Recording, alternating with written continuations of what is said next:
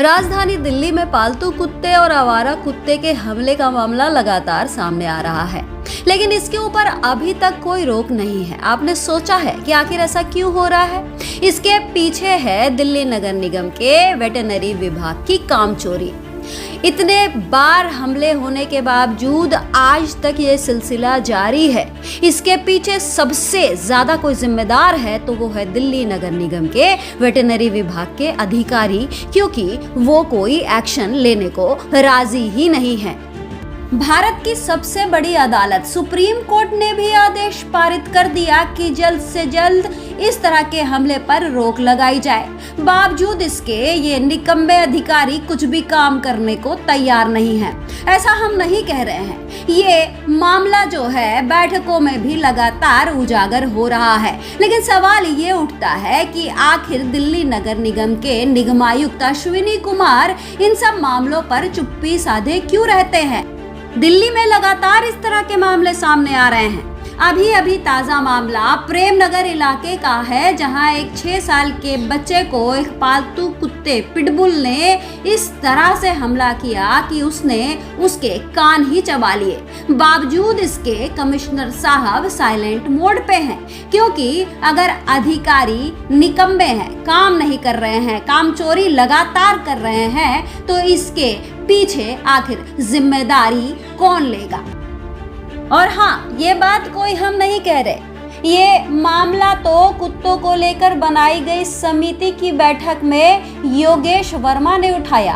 आइए सुनते हैं कि किस तरीके से वेटरनरी विभाग के अधिकारी काम चोरी करते हैं, और वो भी खुलेआम। अध्यक्ष जी, माननीय सुप्रीम कोर्ट के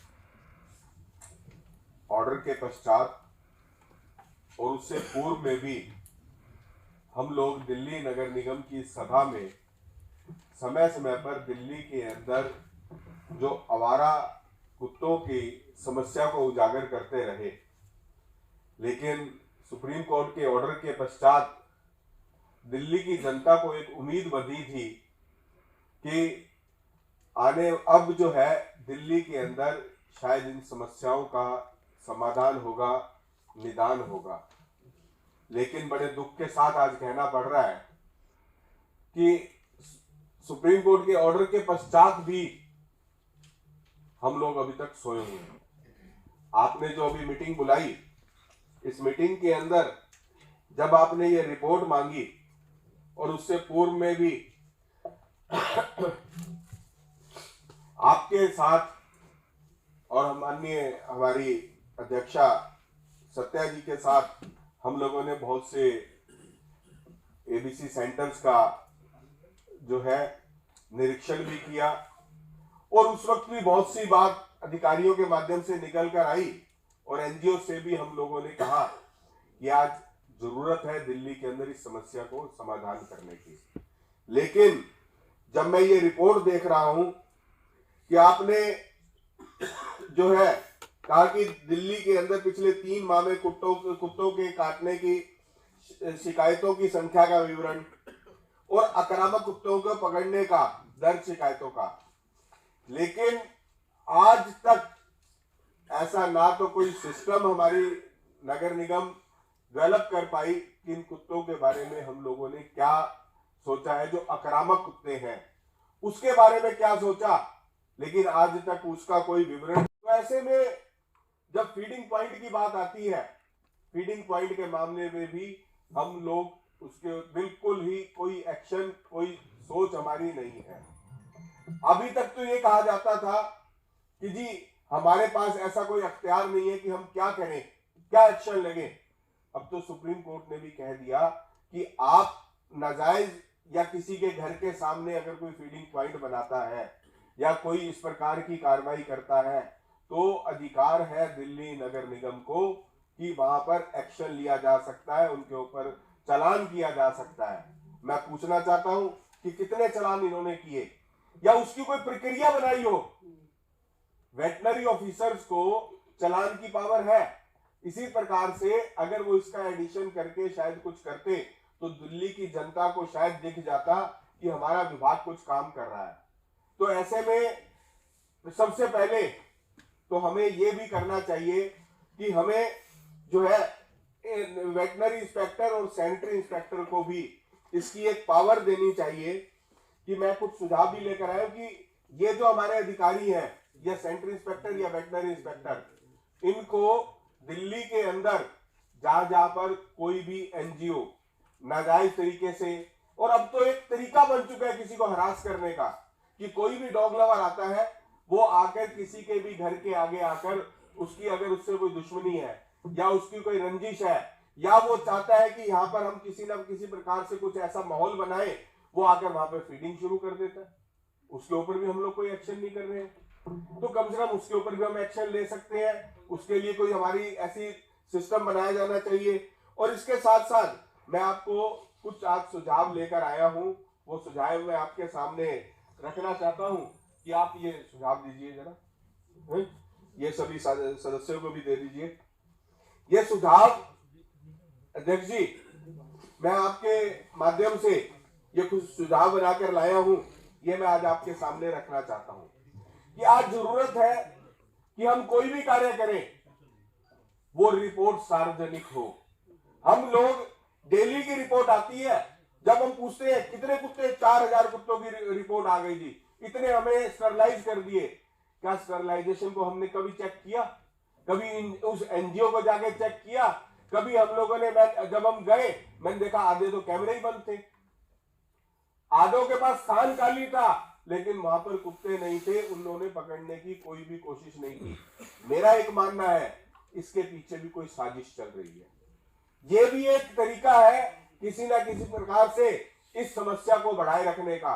और इसमें कौन कौन लोग इन्वॉल्व है मैं आज इसको सार्वजनिक नहीं कह सकता, लेकिन अकेले से आपको बताना चाहता हूं, बता दूंगा कि ये भी एक साजिश है दिल्ली के अंदर इस प्रकार की अनार्की फैलाने के लिए। तो आज अगर हम इस प्रकार से सभी लोगों को एक हम तय कर दें और हम इसको वार्ड वाइज या एक विधानसभा वाइज एक स्टरलाइजेशन का अभियान निरंतर चलाए, जो पिछली भी 3 महीने पहले हमने मीटिंग में कहा था, लेकिन उसके ऊपर भी कोई कार्रवाई नहीं हुई। कोई एनजीओ को फोन कर दो, कोई एनजीओ आज के दिन के अंदर अपनी गाड़ी को भेजने के लिए तैयार नहीं होता। अगर वो कहता है तो उसके 3 दिन, 4 दिन, 5 दिन, और उसका इतनी लंबी लंबी डेट मिलनी शुरू होती है। जो एनजीओ या जो डॉग लवर हमारा सहयोग करना चाहते हैं, वो भी सहयोग नहीं कर पा रहे हैं।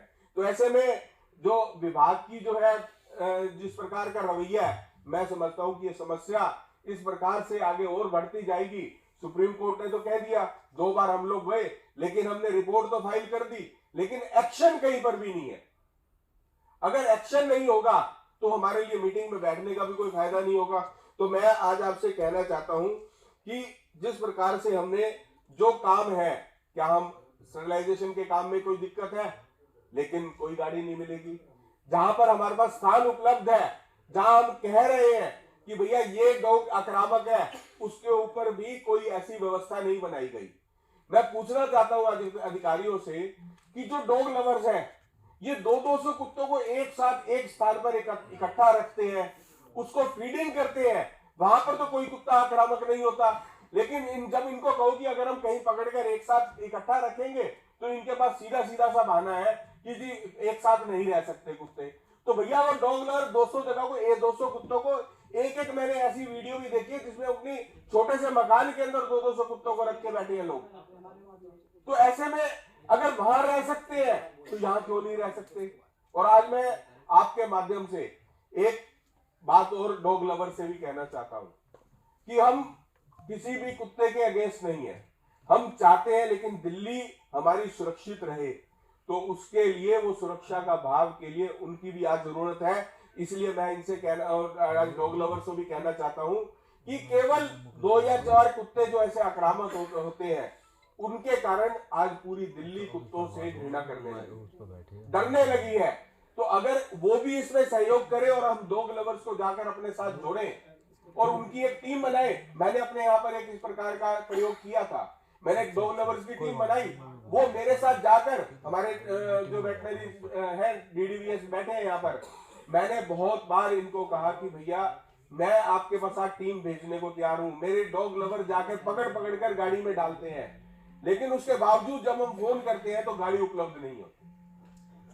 तो ऐसी गाड़ी क्यों खराब हो जाती है, ये भी आज जांच का विषय है कि जब पता करो आज गाड़ी नहीं है, आज टीम कहीं गई हुई है, वो टीम का कोई हिसाब किताब नहीं है।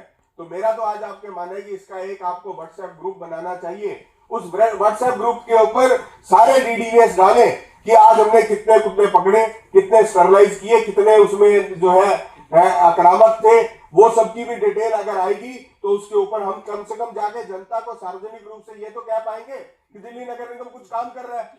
सुप्रीम कोर्ट के ऑर्डर के बावजूद हम बैठे हैं। तो इस ऐसे में जो टैगिंग की है, वो टैगिंग की व्यवस्था के बारे में भी हमने कुछ नहीं किया। तो इसके साथ साथ जो फीडिंग जोन की बात है, अध्यक्ष जी, हम लोगों ने इनसे कहा कि आप आरडब्ल्यूए से मिलिए, जाकर बात करके तय कीजिए। ना तो किसी भी अधिकारी ने उनसे संपर्क किया, और संपर्क करने के लिए जब उन्होंने 2-4 पॉइंट बनाए तो उसका कहा जी आप क्या हेल्प करेंगे, बोले जी हम कुछ नहीं करेंगे, आप ही बोर्ड लगाइए, आप ही सब कुछ करिए।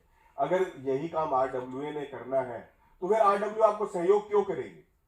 वो किस लिए आप अपना अधिकारी के रूप में वहां जाएंगे, अधिकृत रूप से बोर्ड लगाएंगे तो वो स्थान भी फीडिंग पॉइंट बन जाएगा। तो एक ये है। और दूसरा अध्यक्ष जी, जहां तक जो है हमारी हेल्पलाइन की बात है, मैं पूछना चाहता हूं जी, आपके पास 311 में कितनी कंप्लेंट आई? जो अन्य जो आपने नंबर को ये कह रहे थे कि हमने कोई नंबर दिया है, उसके ऊपर आपने काम क्या किया, वो रिपोर्ट भी तो आनी चाहिए थी। एक्शन कुछ नहीं है, कागजी कार्रवाई हो रही है। तो मेरा ये मानना है कि इन सब बातों से हम लोग आएंगे, बैठेंगे, बातचीत करेंगे तो कोई फायदा होगा, नहीं तो कोई फायदा नहीं होगा। तो आप जरा इसके ऊपर, मैंने कुछ पॉइंट्स दिए हैं, इसके ऊपर भी चर्चा हो जाए। और खास तौर पे अगर आप मीटिंग ये बुलाएं तो इसको 15-15 दिन या 10 दिन में मीटिंग बुलाकर इसकी प्रोग्रेस रिपोर्ट अगर नहीं आएगी तो उससे ये जो कमेटी बनी है और दिल्ली के अंदर जो सुप्रीम कोर्ट का ऑर्डर जो हुआ है, जनवरी के अंदर फिर स्टेटस रिपोर्ट आने वाली है, और उसके बाद जो है फिर वही बात आ जाएगी तो उसका कोई यूज नहीं होगा। दिल्ली सरकार हमारी सहयोग करने के लिए तैयार बैठी है, तो उसके लिए सहयोग अगर अधिकारियों का नहीं होगा तो, और खास तौर पे इसमें एनजीओ के ऊपर लगाम लगाने की बहुत बड़ी जरूरत है। एनजीओ का जो हालात है, एनजीओ के जितने भी चल रहे हैं वहां पर कहीं ना कहीं बहुत बड़ा घोटाला है। इन सब चीजों को भी चेक किया जाए, ये मैं आज आपसे निवेदन करना चाहता हूँ।